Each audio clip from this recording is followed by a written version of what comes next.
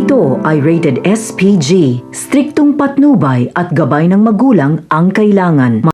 Isang mapagpalang araw kapamilya matapos ngang makita ni Marites si David sa mansyon ng mga Montenegro at sabihin ni David na huwag siyang ilalaglag kay Ramon dahil papatayin siya nito at malalaman umano ito ng kanyang tatay Rigor, ay wala na nga siyang nagawa kundi tumakbo palabas ng mansyon dahil hindi niya alam kung ano ang kanyang gagawin. Kaya naman nagulat si Ramon sa mga ikinilos ni Marites. Dito tinanong ni Ramon si David kung bakit biglang nag-walk out ang kanyang nanay Tess.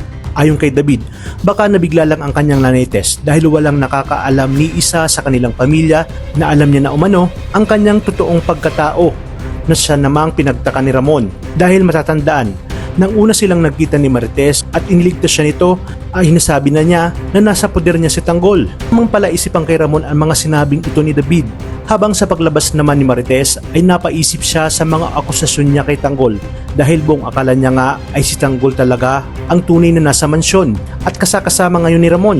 Sinabi niya sa kanyang sarili na malaki ang pagkukulang niya kay Tanggol dahil nauna pa ngang nalaman ni David ang tungkol sa kanyang tunay na pagkatao.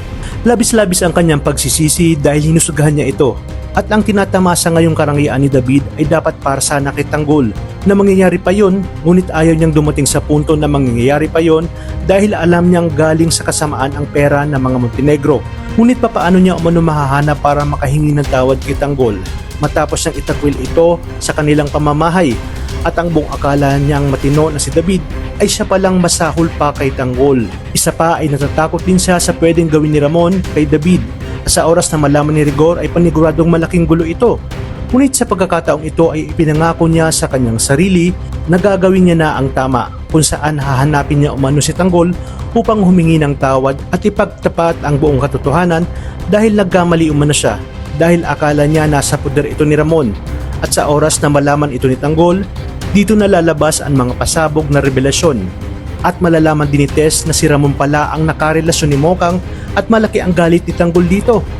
Hanggang kailan kaya makakayanan ni Marites ang sunod-sunod na dagok sa kanyang pamilya?